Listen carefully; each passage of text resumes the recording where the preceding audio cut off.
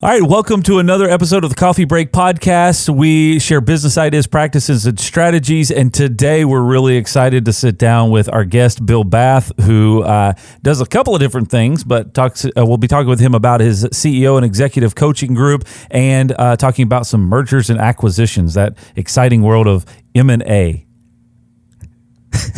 We'll be chatting with him more right after this. Got so much to say, we got a podcast to make. We're sipping on lattes, and it's time for a coffee break. It's time for a coffee break. Oh yeah. It's interesting because we've had different people on this podcast already from different types of executive coaching or executive mentorship type groups. I would say one of the interesting things about 12 Mavens, and you just kind of talked about that, one of the things that is a differentiator is the length of the meeting. Mm-hmm. There's a lot more time spent. A lot of times it's a 1 hour, 1.5 hour, 2 hour type thing, but you just mentioned 4.5 hour type meeting. And and it's a working meeting. So I was able to go to one. You invited me to come to one, and like there was a lot of things processed in that 4.5 hours that I think oftentimes when you get into those types of groups, when you only have an hour, 2 hours to talk about it, maybe you bring up the issue, or maybe the entire conversation is about one person's issue. Right. You may glean some stuff off that, but you find it really difficult to unpack multiple, or to be able to really kind of talk into a situation at depth, which I thought was very, very interesting, and it was a big takeaway. Yeah. We try to bring in issues that people are dealing with at that time. So in the last month, what's happened and what do you need advice on? Yeah. So very current, and then I'll bring in other exercises too to talk about different broader subjects, strategic innovation, or let's not talk about growing 20%, let's talk about growing 10 times, right? Yeah. And what would that take? So to really force the CEOs to think outside of their business and think differently. So we try to go as deep as we can in that 4.5 hours because the value in that is exceptional. I was listening to a book the other day called The Messy Middle. Have you heard of it? I have. Okay. So there's one part in there that he talks, I can't remember exactly who it was, but there was an executive in one of the large kind of technology businesses, and he said that they would, the teams would bring this idea to the table, and the pitch or the response that he would always give would be, "That's great, but what would it take to do 100 times that?" And it would just blow everybody's mind, because it's like they said it did two things. One, it took some of the anxiety away from like what we were trying to build for this particular outcome, and it's like, okay, well, we haven't done anything compared to 100 times, but it also forced them to stretch their thought process on innovation to something bigger than what they could ever expect. Yep. The rut that a CEO can get into is, I've got to make that 5-10% improvement, right? Yeah. Because either I'm committed to myself, my shareholders, the employees, to make that small improvement. Rarely do you sit back and say, what would it take to be 10 times bigger, 20 times bigger? And how does that change your mindset? Because it's massively different. Yeah. It's a different product line. It's a different market segment. It's a different customer base. Yeah. It's a different service line, right? It's more than just an expansion of what you're doing today. It's a completely different set of thoughts. So essentially what you're saying is there's scalability. Oftentimes in a business, there's scalability. You can continue to replicate what you're doing to grow bigger, but getting outside of that, and this is where I think the big value of having these types of groups is you get outside of that and you go, well, hold on a second. There's a whole gap over here, this whole other concept that we aren't even approaching yet, that could be a major game changer for us, rather than just kind of the smaller multipliers. Yeah, and you don't have a process in place to go figure that out. Yeah. No one is telling you, hey, you need to go look over here. Yeah. You don't have you got your employees that are focused on what's in front of them and not what's in the side. But I think I agree with you, but I think that there's not...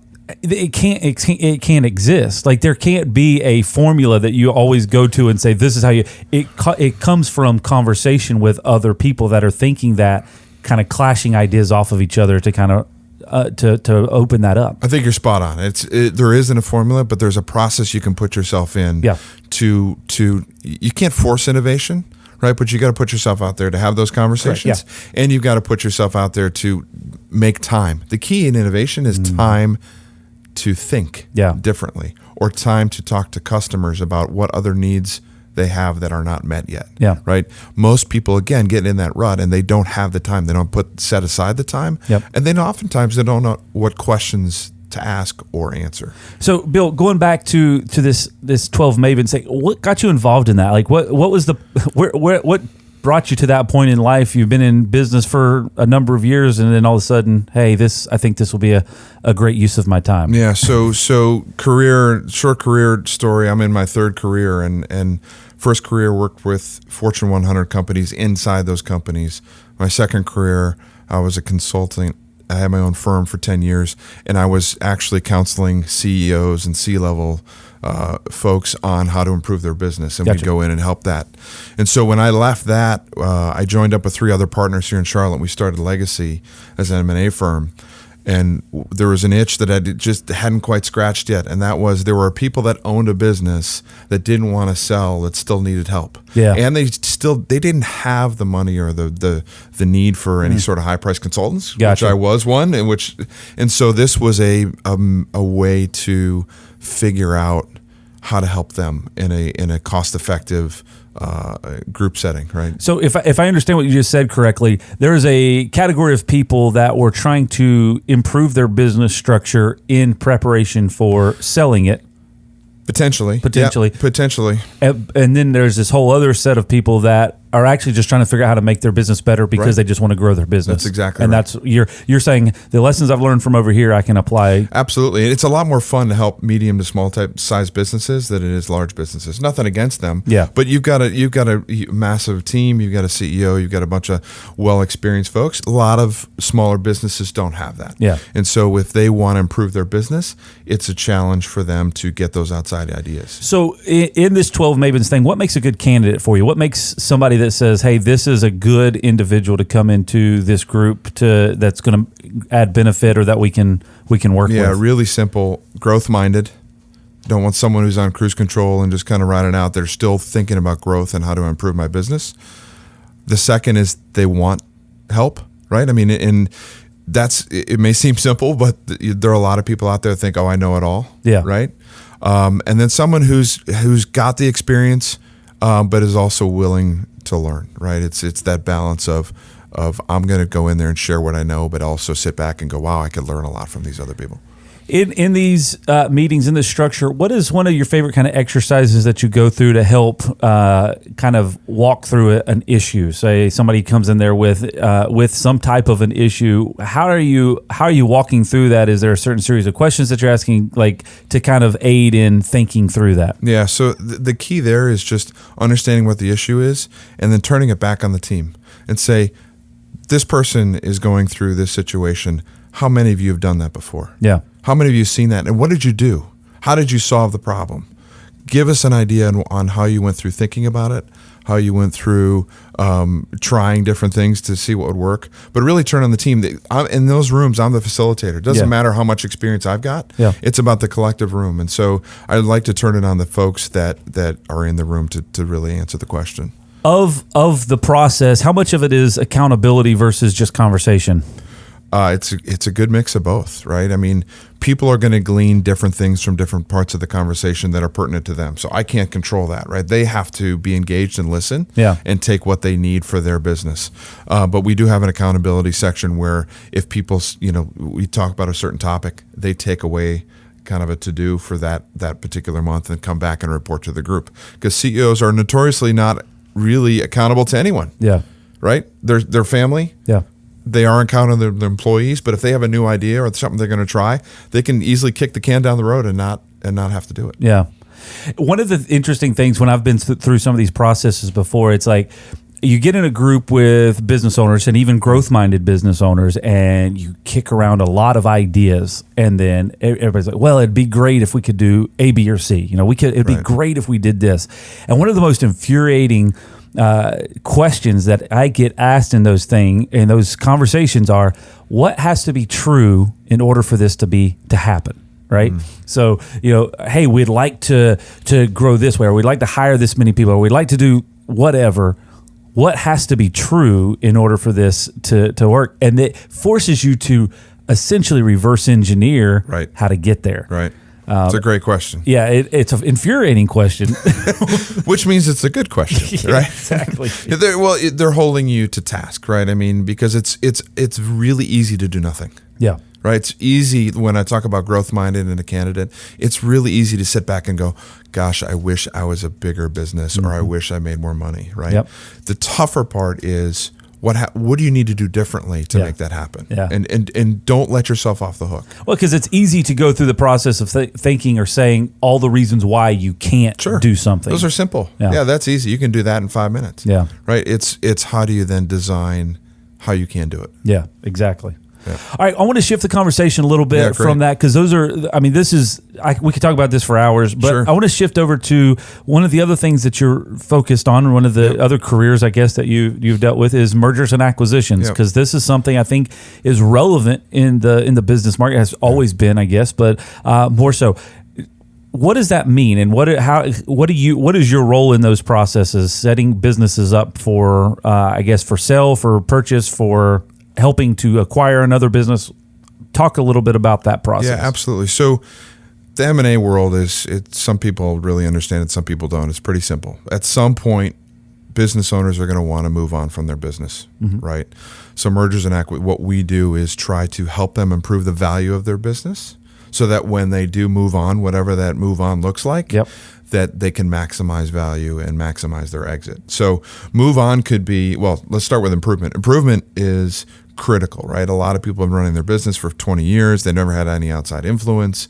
They don't know what profitability truly is and how that equates to value. Gotcha. So we help them educate them on the front end that this is the value of your business. So let's say you make $1 million. That doesn't mean your company's automatically worth 3 times, right? It could be, you've got to do some financial gymnastics to understand truly what their bottom line is so that you can truly understand their value. So, okay, I've got some questions on this because I think this is very, very interesting. When you talk about business valuation, I've done some reading on it. I've done some research on it over the past several months, and the resolution that I came away from it is it's all subjective. And so I'm interested. That's the takeaway I've got. So the look on your face says that's not necessarily the case. But what is that process, kind of a starting point of understanding?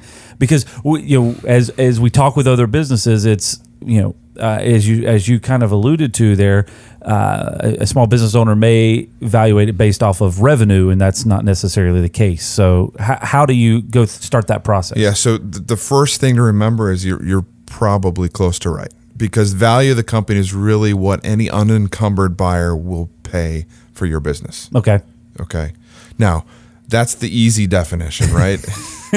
All right, we're done. We're all finished here. Yeah. So that's the start, right? There are multiple methods to determine value. We use 3 in terms of our process. Okay.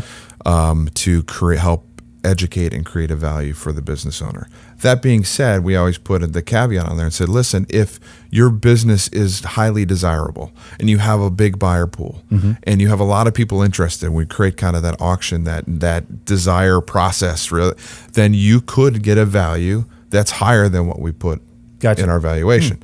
At the same time, if you have high customer concentration, you have employee risk, you have these risks in your business that someone doesn't really want to take on, right? That's going to impact you 2 ways. You're going to have less buyers, and you're going to potentially get less of a multiple on your EBITDA. And so this back to your original question, the subjective nature, we try to take a lot of that out and understanding the income, asset, and market approach. Okay. So we look at the financials in terms of what did you earn previously and what does it look like you're going to earn in the future. Yep. Then we look at your assets, right? Some of the manufacturing businesses are heavy asset intensive. Restaurants, for example, are asset intensive. Most people don't buy the revenue or the profit, they buy the equipment. Different industries do different things. And then we look at the market approach. We look at other companies in your space that have been sold, and with what data is available, what did they sell at in terms of multiple? Was it a multiple revenue? Was it a multiple profit, et cetera? So that all rolls into one, and then we put our experience on that to get a valuation. But again, it's always got that little asterisk by it. Gotcha. So with that, is there anything that a small business owner should be mindful of when they're talking about preparing for their exit strategy? Yes. Preparing for that. What do they need to be thinking through? Clean books. Okay. Stop running your vacations in your yacht through your business. I mean, you laughed. I hope you're not doing that, Chad. So, but have clean books, right? Yeah. Make sure that someone can come in and analyze your books and understand them just by looking at them without a whole lot of conversations. The second piece is very much, it's much softer. It's what are you going to do next, right? One of the biggest problems we run into with business owners is they haven't figured out what's next, right? Are you going to go start another business? Are you going to take a hobby that you've been doing and create something new? Are you going to go sit on the beach and read books and drink fuzzy drinks, all day?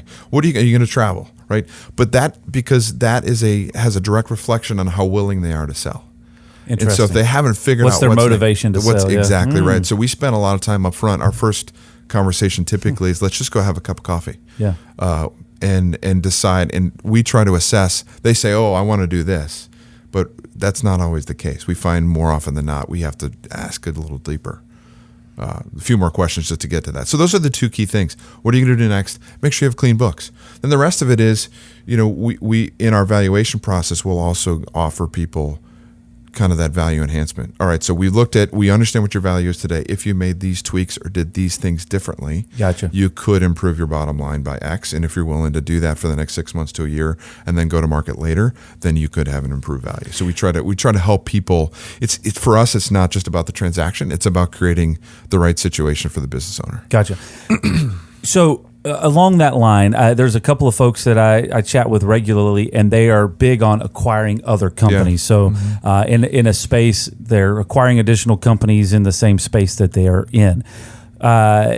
From that perspective, what are some things that make for a good acquisition? What are some characteristics and parameters that you go, hey, you know what? It would be very strategic for me to go look at acquiring this type of business. So first and foremost, when looking at someone else's business, there's always going to be risks. Mm-hmm. There's always going to be things you don't like. So as a buyer, before you ever go look, you've got to say, what risks am I willing to take? You've got to understand that, because we've gone down the path with so many buyers, and they want a company that has no customer concentration issues, perfect profitability, steady 7-10% growth every year, no employee issues. Yeah, we all want that. Yeah. I love that. Absolutely. Please, can I have 10 of those, right? They don't really exist. Sure. And so before you ever look, you got to look for that to make sure that you know what risks you're willing to take. And then in terms of buying, you've got to look for people with clean books, right? Or at least clean enough that you're comfortable with them. Sure. You've got to look for, what is your strategy? Is your goal to improve your own business as it is today? You want to grow market share? That's one set of companies. Yeah. If you sat back and talked strategically, well, I may need to do something different, and my customer's been asking for this, and we don't do that. But it really would fit with our skill set. I'm going to go find companies that do something different than I do today. Then you go after those type of companies. But really, it all starts with what's your strategy and what risks are you willing to take as a buyer? Because it could be anything. You could go after a whole host of different things. Sure. But it's what do you want to do next? So identifying things that would be beneficial to obviously add to your business. Right. And then as you go through that process, questions that you should be asking of these potential businesses. Is there like, there's a lot of things, the way that I think through it, there's this formula, there's this flow chart all right, this is a potential acquisition. What are the things that I need to ask? Yeah. The three biggest areas of risk. There's a bunch, but we have 8 in our valuation. Okay. So we do our valuation for sellers like we would as a buyer would look at it. So we look at the stability of the financials, stability and quality, the consistency of earnings. We look at internal processes. We look at customer concentration. We look at the people aspect, the HR aspect. Do they have a good culture? Is there culture or not? Do they have a culture that would match the culture that we have, because that's pretty big these days. Gotcha. Especially with the changing generation, culture is much more important, right? Work environment's much more important. I could list 100 questions you need to ask, but in the end, your goal as a buyer has to be, am I comfortable absorbing this company into what I have today? Gotcha. Do the benefits outweigh the... Absolutely. And the synergies that you could get too, right? If you look in, take your business, for example, if you were looking to buy something in the security space, can you get some synergies with your back office operations, your finance and accounting and supply chain and things like that? Because that's an extra value to you, right? You can close your books and do all the accounting with less total people, right, with the current resources. I had a conversation with someone yesterday, actually, and I said, well, I've got this guy coming on. Maybe he'll have an answer for us. Sure. But he was talking about his particular business, looking for ways to set up part of the equity of the company for investors. Yeah. Is that something that you deal with? Absolutely, yeah. So we've got 4 just in our own business, we have 4 partners. Okay. And we've also just invested in another startup business right now. And so now that company, we've got 7 partners there. Okay. And so we have a lot, and one of our partners in Legacy has owned 11 different businesses. So we're well versed in how to guide people through thinking about that. Gotcha. And to take that question one step further, if you're thinking about that, always treat equity investors as another marriage. Sure. And I don't say that, don't take that lightly, because even if you're 1 point or 10 points or 15 points, whatever you decide to do, you are giving them part of the company. And the exit of that has to be well understood. Sure. Prior to ever getting into that. Yeah. So we recommend everybody set up operating agreements. When you're starting to partner, everything's good, right? Gotcha. Mm-hmm. Prepare for the worst and hope for the best. So we always set up operating agreements and have all that voting rights understood. There's a whole process to go through up front. Yeah, we've taken people through that. We can do that. Yeah, he was basically setting that the company was set up to where they were trying to find ways to kind of get an influx of capital so that they could do some of the things and so that one of the ways they were looking at, they didn't want to bring on more debt. So they were, hey, what if we put some equity up for investment? And exactly what you just said was part of the feedback that was given to him was, well, when you do that, understand kind of both sides of it. There's pros and cons, but is that something that you do nationwide? Like you're not really regionally confounded, right? We're not. We've done that. I've helped somebody in Washington State. We focus on the Southeast, but we're willing to help folks really anywhere. It's an interesting conversation. So we have run the gamut here of CEO and executive coaching and kind of peer group coaching, mergers and acquisitions, kind of setting your business up for all of those things and understanding when it's a good time or not a good time. And is there anything else that you typically, a common question that you answer whenever these conversations come up that you say, this is something you need to be mindful of before you go down that path, something that you really need to think about? Yeah, most people think that they have to sell the entire business and they have to just get out. And that's not always the case. There are so many different exit strategies, right? Mm-hmm. If you're in your 50s and you still want to work a little bit, you can sell 70-80% of your business, keep some ownership, help the business grow. Sure. If they want to sell in 5 years, take another bite of the apple. You can somehow sell it to your kids, right? Yeah. You can get additional financing, right? Additional capital to help grow your business. You can totally walk away. Yeah. Right. And go sit on the beach if you want to. But one of the things we spend a lot of time is just educating business owners. What are their options? Because they always come in with a preconceived notion of they only have one option. And that's not always the case. So we spend a lot of time in that education piece on, hey, you've got more than just one option. There are a lot of ways to structure a deal. Cool. Well, Bill, I really appreciate it. It's been a wealth of knowledge in a short period of time, and I know we could talk for hours on end, and we'll probably have to have you back in the future to kind of dive into some more of these things in more in depth. So I'm sure we'll have a lot of questions based off it. But they can get a hold of you how if they want to find out more information. Yeah, Bill at legacy-ba.com. Okay. Or legacy-ba.com is our website. Reach out anytime. All right, cool. Well, for those of you that are watching or listening for the first time, I tell you, it is always a blast to sit down with folks that can bring insights to our business, to give us some ideas on business strategies and concepts. And we do this every single week, every Tuesday, 9 a.m., new episode with very similar content from all aspects of doing business. And so we're very lucky to have folks like this to sit down with us on a regular basis. If you haven't already, make sure you subscribe and follow us so that you get the latest episodes on whatever podcast platform that you prefer. And obviously, if you like or follow us on Facebook, YouTube, Instagram, or on Twitter, then you'll be able to get all of the video feed live every single week. So that's all we've got for today. We will look forward to seeing you next time here on the Coffee Break Podcast. To learn more about the topics discussed today and to connect with us online to hear all of the episodes available, visit Loc-Doc.net/podcast. We got so much to say. We got a podcast to make. We're sipping on lattes, and it's time for a coffee break. It's time for a coffee break. Oh, yeah. The Coffee Break Podcast is brought to you by Loc-Doc Security. We'd love to connect with you online on Facebook, Instagram, Twitter, YouTube, and LinkedIn. Just search LOCDOCINC.